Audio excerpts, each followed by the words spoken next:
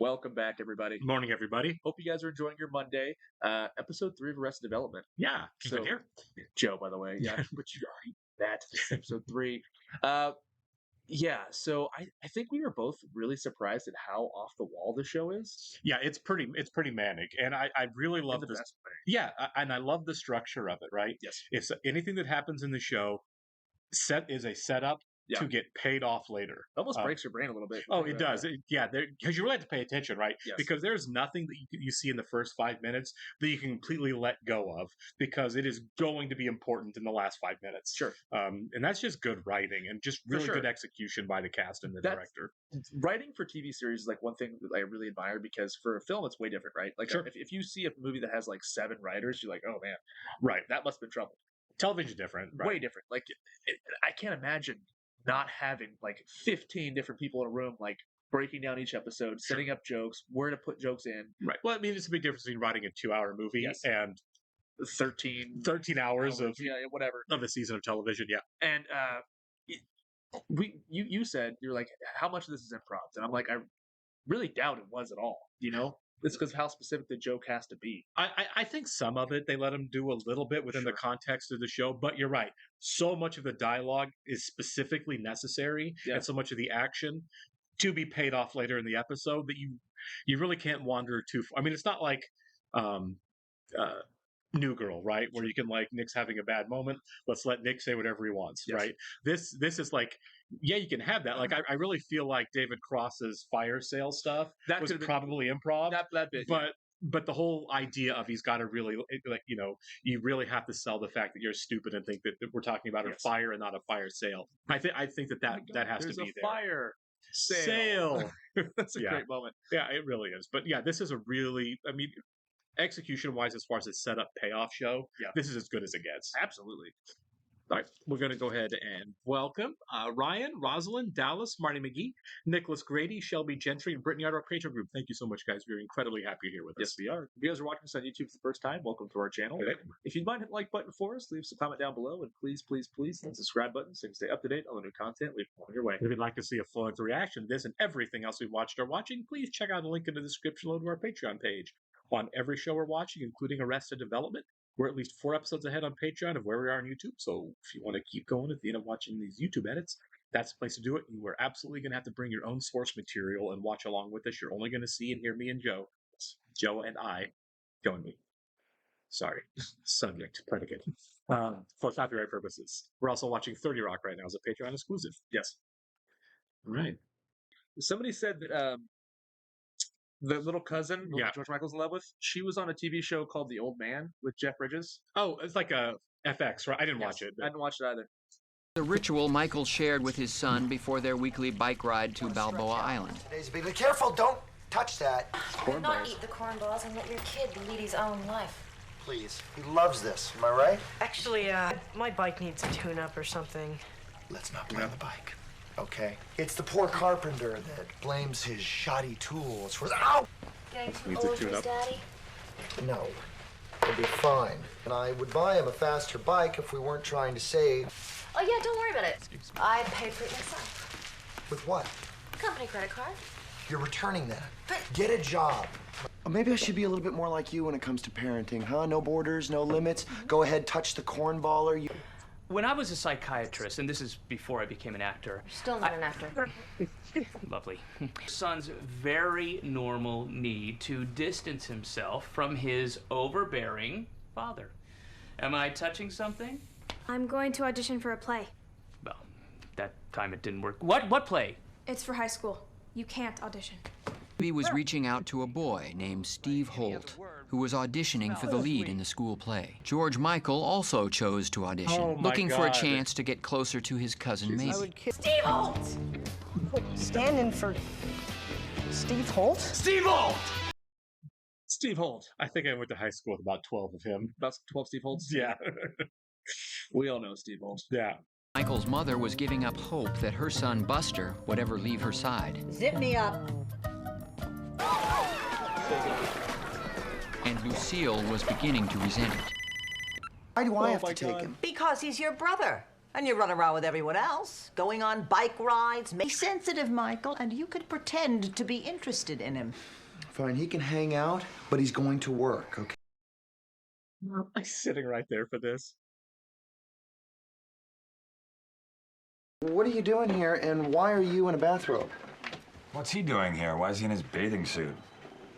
Mom dropped me off to spend time with Michael. She's always got to wedge herself in the middle of us so that she can control everything. Yeah. Mom's awesome. So why are you in your robe? Yeah, I camped out in the boardroom last night. What with you kicking me out of your house? Well, you can't stay here either. Yeah. Surprised you tried out for this. Yeah, I just love the theater. That's great. I'm just doing it to kiss Steve Holt. I actually think I'm gonna quit. So I'm gonna have to kiss the stand-in. But no. No. I love the theater, and I gave my word, so I'm back in. It's your cousin. God. He's directing the play. Hello, everyone, and welcome to the theater. See, this might be, they might let that Dave cross improv a little bit. Michael left for the high school, hoping to reconnect with his son, while Tobias's attempt to reconnect with his daughter hit a snag. Playing adults. Pick that up, please. With fully formed libidos. Romeo and Juliet are not adults. So you're in a play, huh? I'm not. I quit. Maybe. You know, I can't go on a million bike rides whenever you want me to, you know? Wait a minute, hey. Is it about a girl? Is Lindsay right? Am I really suffocating him? Well, they're different people every day, teenagers. Hormones all ablaze. Not a girl. Oh my God. Oh my God, Tobias. Tobias is a moron. I can't believe this guy was a psychiatrist at one point. I know. I know why you're in the play. What? Watch this. That vest and shirt combo is ridiculous. New Halloween costume idea. Yes. Get ready for the acting challenge of your sweet young life, fair lady, for you are my Beatrice. No, it's not Romeo and Juliet. Okay, never mind. I thought they were doing Romeo and Juliet. Yeah. George Michael contemplated kissing his rival. Michael sought his father's advice. You think you never hurt me? Never see you anymore, Michael. You're in prison. And I was here yesterday. Yeah. Oh, yeah. Michael, you don't want to make the same mistake your mom made with Buster. Yeah, boy. Yeah. What happened there? I really don't know. God. He turned out a little soft. You know, a little doughy. There's always this right there. So she decided to hide it in the attic crawl space. Staying here? What, did that Mexican throw you out? She's Oh my not that God. Mexican, Mom. She's my Mexican. She's Colombian or something. Got 3 days. Hey, if I can't find a horny immigrant by then, I don't deserve to stay here. God. That got her? Okay. Yeah. He is his mother's son. That's for Yeah. sure. Well, let's hope it doesn't come to that. Look who's back. What happened? Yeah. Exhausted. Neiman's again, huh? Things didn't work out with Mom. It was utterly macabre. She's the last person I ever want to need something from. Well, she likes to be needed, just as long as it doesn't cost her anything. It's like she gets off on being withholding. Who's ragging on the old lady? Hey!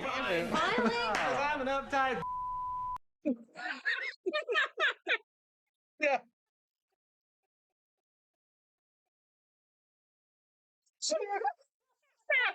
The perfect wardrobe for his leading man. The red dress he discovered in the attic crawl space. Buster is right. You get off on being withholding, don't you? Buster said that? That's right. My Buster? So I quit the play. I don't really like plays. Also, I think your dad thinks I'm gay. Oh, he thinks everyone's gay. So you want me to play the man? Yes, don't you see? I cast the parts all wrong. It was Daddy's fault. It's gonna be a huge disaster. I'll get you tickets. How dare you turn Buster against me? What are you talking about? I know what you've all been saying. Buster is a grown man. He can make his own decisions. Why don't you ask Buster what he wants? Michael. I want to go with Mom. I'm not gonna control George Michael. I'm gonna let him decide for himself what's best. Mm-hmm. That's actually a maternal moment from her. Yeah. In front of everybody. Oh, of course, yeah. The callbacks, man. Yeah. Okay, I thought we could make some of these. Sure. Cornballs don't sound great. I love them. Really? Yeah.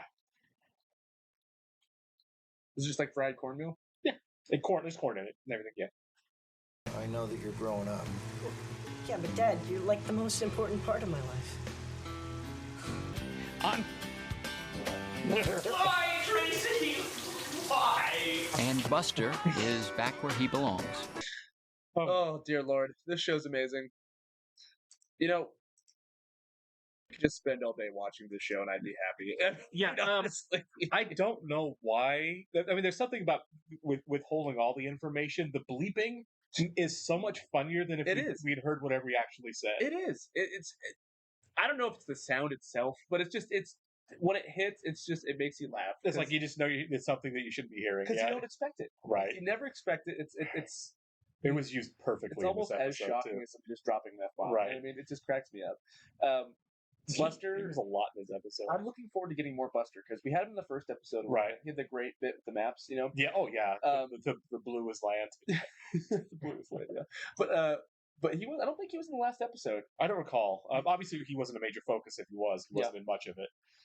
Which with so many characters, this being an ensemble, I love ensembles because you can have certain episodes where like characters just come in and out. You know what I mean? It can focus on. Right. I mean, like Jeffrey Tambor only had the one scene in this episode. Yeah. Like it's the least we've gotten him so far in the 3 episodes. Well, I'm curious to see how his character stay in jail the whole time. You know, like it'd be really good for the 3 seasons, maybe. If yeah, because I don't know. Like I don't know if he has a bigger role in the Netflix revival or not. But like it'd be really funny if he was just in jail the whole time. Right. The easiest job of all time. Right. Just to be in a jail. It's like shoot all my scenes at once. I'll be here for 3 days. Right. You know? Literally. You know.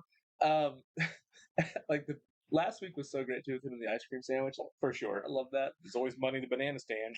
Yeah. But no, I want to see like an episode focused on Job. I want to see an episode focused on like David Cross's character. He's great. Tobias. Yeah. Funke. He's fantastic. His mannerisms make it. I mean, obviously what he's saying is funny, but like his little role he does on the stage. Yeah, they call back everything so well. You're right. It's oh man, like I said, back to the writer's room. It just really breaks my brain to be like, how do you just configure all this? Like, what is cut?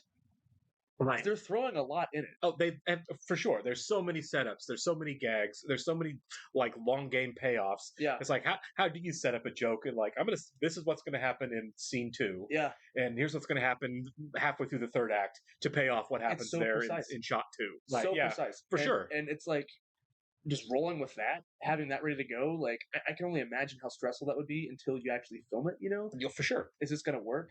And not knowing if it's gonna work until it's done. Yeah.